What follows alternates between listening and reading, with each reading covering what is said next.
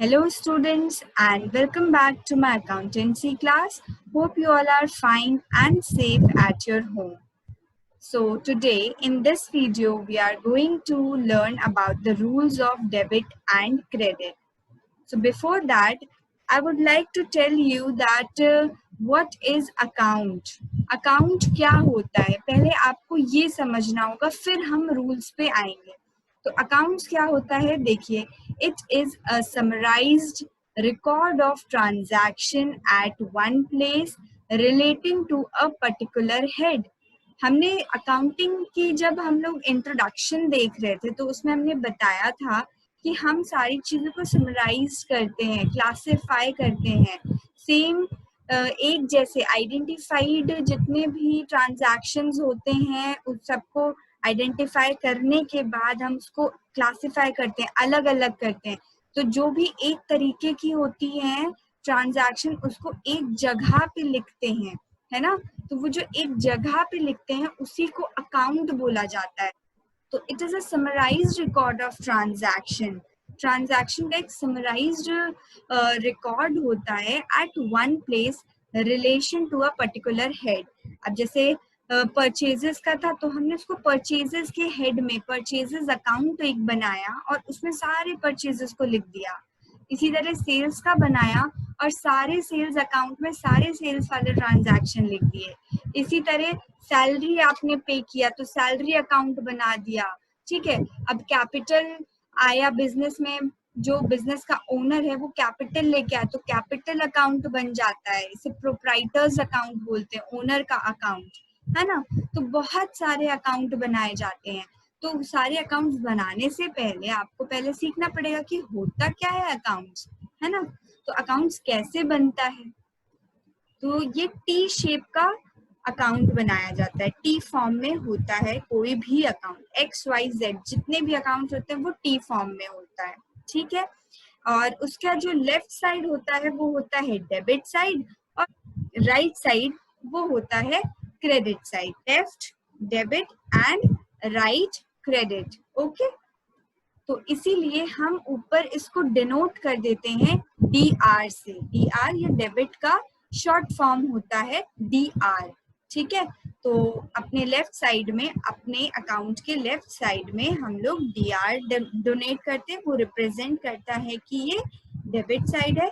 और right side में हम सी आर लिखते हैं. ये क्रेडिट शो करता है कि ये इस साइड का जो पार्ट है हमारे अकाउंट का वो होता है क्रेडिट साइड. ठीक है. फिर देखिए अब ये जो अकाउंट होता है उसमें कितने कॉलम्स होते हैं. तो देखिए डेबिट साइड में 4 कॉलम्स. ठीक है. सेम उसी तरह क्रेडिट साइड में भी 4 कॉलम्स. तो पहले कॉलम में लिखते हैं डेट, फिर लिखते हैं पर्टिकुलर्स, फिर लिखते हैं एलएफ. एलएफ होता है लेजर फोलियो. ये कोई काम का नहीं होता, बस बनाया जाता है, इसमें नंबरिंग की जाती है. ठीक है. लेजर फोलियो को हम कभी कभी जर्नल फोलियो भी कहते हैं. ठीक है. जेएफ, कहीं कहीं पे आपको जेएफ भी लिखा हुआ दिखाई देगा. तो पहले कॉलम में हमने क्या लिखा, डेट, सेकंड में पर्टिकुलर, थर्ड में एलएफ एंड फोर्थ में अमाउंट. ठीक. तो ये 4 कॉलम हो गए डेबिट साइड में और 4 कॉलम क्रेडिट साइड में. यही सेम चीजें, date, particular, LF and amounts. ठीक है. तो ये होता है आपके कोई भी अकाउंट का फॉर्मेट. तो इस फॉर्मेट को आप अच्छे से देख लीजिए क्योंकि आपको इसी पे सारी अकाउंटिंग करनी होती है. ठीक है. फिर देखिए डेबिट साइड में 4 कॉलम, क्रेडिट साइड में 4 कॉलम, यानी टोटल कितने कॉलम्स होते हैं कोई भी अकाउंट में, 8 कॉलम्स होते हैं. ठीक है. तो देखिए बच्चों ये इतना इम्पोर्टेंट नहीं है लेकिन आप अभी नए हो तो आपको ये सारी चीजें बतानी पड़ेंगी तभी आपका बेस बनेगा. ठीक है. क्योंकि आप जितनी भी अकाउंटिंग प्रोसीजर करोगे, ठीक, फिर 12th में जाओगे, फिर बीकॉम या जो भी ग्रेजुएशन करोगे अगर आप कॉमर्स से रिलेटेड, फिर आप सीए करोगे, तो उन सब का एक बेस है, जिसे कहते हैं ना हम नींव बनाते हैं घर की, तो ये आपकी नींव बन रही है. ठीक है. अकाउंट्स की. तो ये होता है अकाउंट. इस तरह का स्ट्रक्चर होता है. 4 कॉलम डेबिट साइड में, 4 कॉलम क्रेडिट साइड में. लेफ्ट साइड को हम डेबिट साइड कहते हैं, राइट साइड को हम क्रेडिट साइड कहते हैं। ठीक, आ गई बात समझ में? चलिए आगे देखते हैं। Rules of debit and credit. अब हम देखेंगे कि डेबिट और क्रेडिट के क्या रूल्स होते हैं।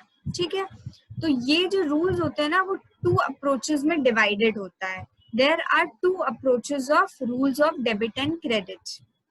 तो पहला अप्रोच होता है ट्रेडिशनल अप्रोच और दूसरा होता है मॉडर्न अप्रोच। ठीक है, ट्रेडिशनल अप्रोच मतलब पुराने अप्रोचेस और मॉडर्न मतलब जो आजकल के नए अप्रोचेस। तो ट्रेडिशनल अप्रोच में ट्रेडिशनल अप्रोच को हम इंग्लिश अप्रोच भी कहते हैं और मॉडर्न अप्रोच को हम अमेरिकन अप्रोच कहते हैं। ठीक है, ये दूसरे नाम है, दूसरे नाम। ठीक, तो चलिए सबसे पहले हम देखते हैं ट्रेडिशनल अप्रोच क्या होता है।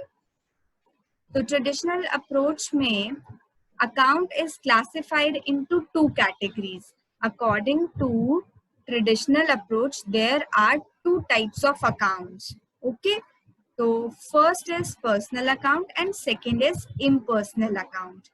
पहला होता है पर्सनल, दूसरा होता है इम्पर्सनल। आइए देखते हैं कि पर्सनल अकाउंट में क्या क्या चीजें होती हैं और वो किससे रिलेटेड होता है।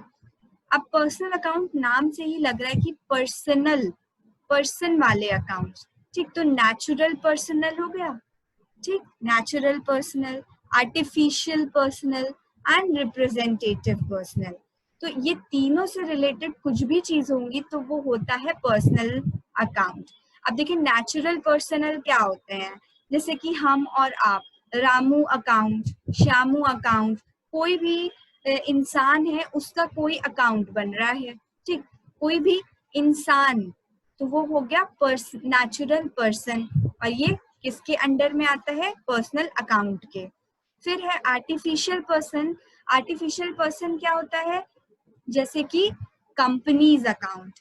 ठीक है, देखिए कंपनी को क्या माना जाता है कि वो एक आर्टिफिशियल पर्सन है, जिसे भगवान नहीं बनाते या वो पैदा नहीं होते हैं, वो आर्टिफिशियल कंपनीज आर्टिफिशियल बॉडी होती है जो लॉ क्रिएट करता है, लॉ उसको जन्म देता है। ठीक है, कानून, लॉ मतलब कानून। ठीक है, तो कंपनीज और जितने भी फाइनेंशियल इंस्टीट्यूट्स या कोई भी इंस्टीट्यूट होते हैं वो क्या होते हैं? आर्टिफिशियल पर्सन होते हैं which are created by the law. Okay, तो कंपनीज या कोई भी इंस्टीट्यूट है तो वो होता है आर्टिफिशियल पर्सन और उसे हम कहते हैं पर्सनल अकाउंट। ठीक है, अब रिप्रेजेंटेटिव पर्सनल हम बाद में सीखते हैं। ठीक है, पहले आपको इतना समझ में आ गया। चलिए अब देखते हैं इम्पर्सनल अकाउंट में क्या क्या चीजें होती हैं। इम्पर्सनल अकाउंट जो होता है वो टू पार्ट्स में डिवाइडेड होता है। ठीक है, तो पहला होता है रियल अकाउंट और दूसरा होता है नॉमिनल अकाउंट। रियल अकाउंट जो होते हैं वो ऑल एसेट्स कंटेन करता है। ठीक, real accounts are related with assets, all the assets of the business like machine, land, goodwill, etc. ठीक, जितने भी assets होते हैं वो आपके रियल अकाउंट कहलाते हैं। Okay, except bank and debtors. अब देखिए बैंक और डेटर्स भी तो आपके एसेट ही होते हैं, है ना। तो बैंक का जो भी बैलेंस होता है हम वो एसेट साइड में लिखते हैं, बैलेंस शीट के एसेट साइड में बैंक को लिखते हैं। उसी तरह डेटर्स को भी हम एसेट मानते हैं। क्यों एसेट मानते हैं? डेटर्स होते कौन है? डेटर्स जो हैं वो लोग होते हैं जिनको आप उधार पे सामान बेचते हो, वो लोग अभी आपको पेमेंट नहीं किए हैं, वो आने वाले समय में पेमेंट कर देंगे, तो इसीलिए वो हमारे लिए एसेट होते हैं। ठीक है, लेकिन इनको हम रियल अकाउंट नहीं कहते हैं। ठीक है, क्यों नहीं कहते हैं? क्योंकि डेटर्स है, ठीक, इंसान है या कोई कंपनी हुई तो वो क्या होता है? Natural person. अगर इंसान है तो वो नेचुरल पर्सन हो गया। अगर कोई इंस्टीट्यूट ने आपसे सामान खरीदा है उधार पे तो वो आर्टिफिशियल पर्सन हो गया। ठीक, आगे बात समझ में कि डेटर्स को क्यों नहीं रियल अकाउंट कहते हैं, उसको क्यों पर्सनल अकाउंट कहते हैं? क्योंकि वो एक इंसान होते हैं। ठीक है, डेटर्स कौन होते हैं? जिनको आप सामान बेचते हो उधार पे, है ना। वो भले ही एसेट हैं लेकिन वो रियल अकाउंट नहीं होते हैं, वो पर्सनल अकाउंट के अंडर में आते हैं। ठीक है, और बैंक, बैंक क्यों नहीं है रियल अकाउंट? क्योंकि उसको तो एसेट साइड में लिखते हैं, तब भी पर भी हम उसको रियल अकाउंट क्यों नहीं मान रहे? क्योंकि माय डियर स्टूडेंट्स, अभी बताया आपको कि कोई भी इंस्टीट्यूट को हम क्या कहते हैं? आर्टिफिशियल पर्सन मानते हैं, ठीक है। बैंक जो होते हैं वो आर्टिफिशियल पर्सन होते हैं which is created by the law, ठीक। तो वो होते हैं आर्टिफिशियल पर्सन, और आर्टिफिशियल पर्सन किसके अंडर में आते हैं? पर्सनल अकाउंट में। तो बैंक एंड डेटर्स क्या होते हैं? ये होते हैं पर्सनल अकाउंट। बैंक होता है आर्टिफिशियल पर्सन, डेटर्स होते हैं नेचुरल पर्सन, और ये क्या होता है? ये आर्टिफिशियल और नेचुरल पर्सन किसके अंडर में आते हैं? पर्सनल अकाउंट के अंडर में आते हैं, ठीक। चलिए अब देखते हैं कि नॉमिनल अकाउंट क्या होता है। ऑल एक्सपेंसेस एंड रेवेन्यू जो होते हैं वो हमारे क्या होते हैं? नॉमिनल अकाउंट्स होते हैं, ठीक है। तो जितने भी आपके खर्चे हैं, एक्सपेंसेस मतलब जितने भी आपके खर्चे डे टू डे में जो भी आपके खर्चे हो रहे डे टू डे ऑपरेशन में, वो आपके एक्सपेंसेस होते हैं। और रेवेन्यू क्या होते हैं? वो मनी रिसीव करते हो जो जब आप कोई गुड्स बेचते हो, ठीक है, या तो आपको सैलरी मिल रही है, या आपको रेंट मिला या कमीशन मिला, तो वो होते हैं revenue. Day to day operation में जो पैसे मिलते हैं या आप अर्न करते हो वो होते हैं रेवेन्यू। और एक्सपेंडिचर्स क्या होते हैं? एक्सपेंसेस क्या होते हैं? वो जो डे टू डे ऑपरेशन में आपके खर्चे। तो सारे खर्चे और जितने भी आपके रेवेन्यू होते हैं वो किसके अंडर में आते हैं? नॉमिनल अकाउंट के अंडर में आते हैं। अब जैसे परचेजेस, ये एग्जाम्पल है। परचेजेस क्या होता है? एक्सपेंस होता है, आप सामान खरीद के लाते हो, ठीक है, बेचने के लिए। तो जो आप बेचने के लिए सामान खरीद के लाते हो, परचेजेस, उसे उसमें जो पैसे देते हो वो क्या हो? खर्च हुआ, है ना। सैलरी पे आपके शॉप में नौकर होंगे, वर्कर्स होंगे, एम्प्लॉइज होंगे ऑफिस में, तो आप क्या करोगे? उसको सैलरी पे करोगे, तो ये खर्चा है आपके लिए, ठीक। सेल्स करोगे, आप सामान बेचोगे तो आपको पैसे मिलेंगे, तो ये क्या है? रेवेन्यू है, आपको रिसीव हो रहा है। रेंट रिसीव, आपने अपना कोई रूम किराए पे दिया था, उससे आपको रेंट मिली, तो वो क्या है? रेवेन्यू है। तो ये सारी चीजें क्या होती हैं? नॉमिनल होती है, एटसेट्रा। और भी बहुत सारी चीजें होती हैं, यहाँ पे मैंने पूरा चीज लिखा नहीं, पर आपको समझ में आ गया होगा। जितने भी खर्चे और जितनी भी आपकी कमाई है वो सारे क्या होते हैं? नॉमिनल अकाउंट के हेड में आते हैं, ठीक है। चलिए अब हम देखते हैं रिप्रेजेंटेटिव पर्सनल क्या होते हैं। अभी हमने देखा कि नॉमिनल अकाउंट क्या होता है ना। तो नॉमिनल अकाउंट्स में क्या? सैलरी, रेंट, कमीशन, इंटरेस्ट और भी बहुत सारी चीजें, ठीक। तो वो होती हैं। आगे बात समझ में। अब इसी नॉमिनल वाले अकाउंट के सारे चीजों में अगर हम कुछ प्रीफिक्स या सफिक्स लगा दें तो वो रिप्रेजेंटेटिव बन जाता है। प्रीफिक्स और सफिक्स क्या होता है मैम? आप लोग ये सोच रहे होंगे, है ना। तो प्रीफिक्स मतलब अगर इन शब्दों के पहले कोई और वर्ड लगा दो तो वो होता है प्रीफिक्स। अगर इन शब्दों के बाद कोई वर्ड लगा दो तो वो होता है सफिक्स। जैसे कि आउटस्टैंडिंग सैलरी, ये आउटस्टैंडिंग का शॉर्ट फॉर्म है, आउटस्टैंडिंग, ठीक है। हमने बेसिक टर्म्स में सीखा था, जब हम बेसिक टर्म्स अकाउंटिंग के सीख रहे थे तो उसमें हमने आउटस्टैंडिंग सैलरी पढ़ी थी, डिस्कस किया था इसके बारे में। आउटस्टैंडिंग सैलरीज क्या होती है? वो सैलरी जो अभी ड्यू है, देनी थी पर अभी हमने दी नहीं है ना। और ये लाइबिलिटी होती है ना। ये सब सिखाया था हमने आपको। तो आउटस्टैंडिंग सैलरी, अगर ये सिर्फ सैलरी है तो ये तो नॉमिनल अकाउंट है, लेकिन अगर ये आउटस्टैंडिंग सैलरी हो जाता है तो ये क्या हो जाता है? ये हो जाता है रिप्रेजेंटेटिव पर्सनल। और रिप्रेजेंटेटिव पर्सनल किसके अंडर में आता है? पर्सनल अकाउंट के। तो आउटस्टैंडिंग सैलरी क्या होता है? पर्सनल अकाउंट होता है। इसी तरह रेंट में देखिए, रेंट ड्यू, अभी रेंट बकाया है, ये भी आउटस्टैंडिंग रेंट ही बोला जाता है। लेकिन अगर ऐसे भी क्वेश्चन में दे दे तो ये भी आपका नॉमिनल अकाउंट में नहीं जाएगा, ये पर्सनल अकाउंट में जाएगा। इसी तरह कमीशन रिसीव्ड इन एडवांस, अगर सिर्फ कमीशन है तो वो नॉमिनल अकाउंट, लेकिन अगर आगे लिख दिया गया रिसीव्ड इन एडवांस तो ये क्या हो जाता है, ये पर्सनल अकाउंट हो जाता है।